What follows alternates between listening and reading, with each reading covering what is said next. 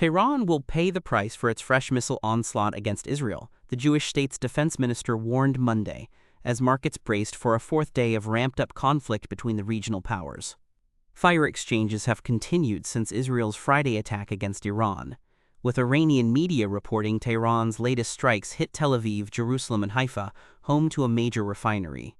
CNBC has reached out to operator Bazan for comment on the state of operations at the Haifa plant, amid reports of damage to Israel's energy infrastructure.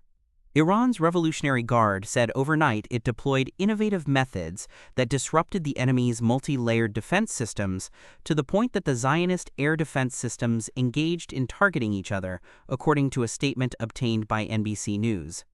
Israel has widely depended on its highly efficient Iron Dome missile defense system to fend off attacks throughout regional conflicts, but even it can be overwhelmed if a large number of projectiles are fired.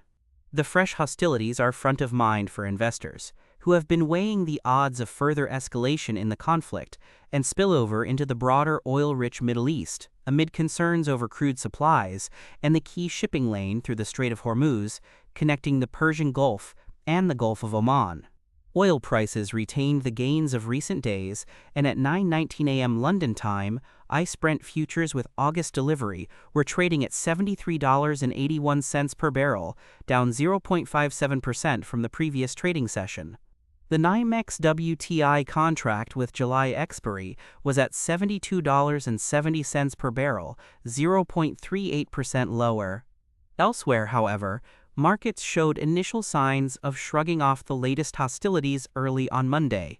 Spot prices for key safe haven asset gold retreated early morning, down 0.42% to $3,417.83 per ounce after nearly notching a two-year high earlier in the session, with U.S. gold futures also down 0.65% to $3,430.50.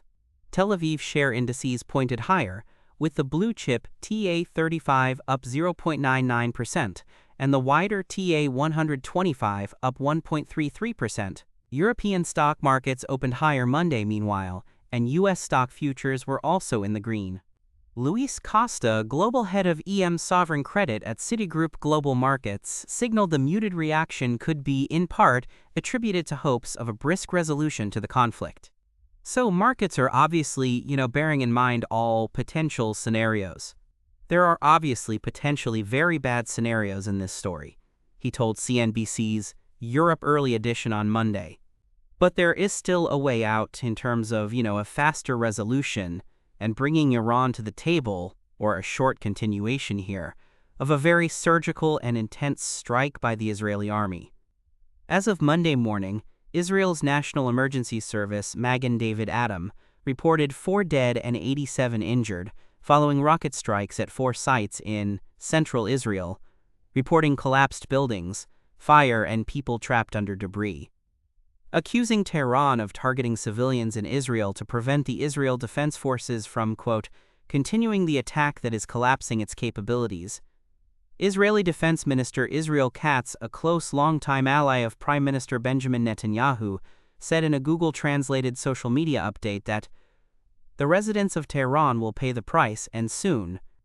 He clarified in a later Google-translated update that the residents of Tehran will be forced to pay the price of dictatorship and evacuate their homes from areas where it will be necessary to attack regime targets and security infrastructure in Tehran. The IDF on Sunday said it had in turn completed a wide-scale wave of strikes on numerous weapon production sites belonging to the Quds Force, the IRGC, and the Iranian military in Tehran. CNBC could not independently verify developments on the ground. The U.S. response is now in focus, given its close support and arms provision to Israel, the unexpected cancellation of Washington's latest nuclear deal talks with Iran, and President Donald Trump's historically hard-hitting stance against Tehran during his first term. Trump, who has been pushing Iran for a deal over its nuclear program, has weighed in on the conflict, opposing an Israeli proposal to kill Iran's supreme leader, Ayatollah Ali Khamenei, according to NBC News. Discussions about the conflict are expected to take place during the ongoing meeting of the G7, encapsulating Canada, France, Germany, Italy, Japan, the UK, and the US, along with the European Union.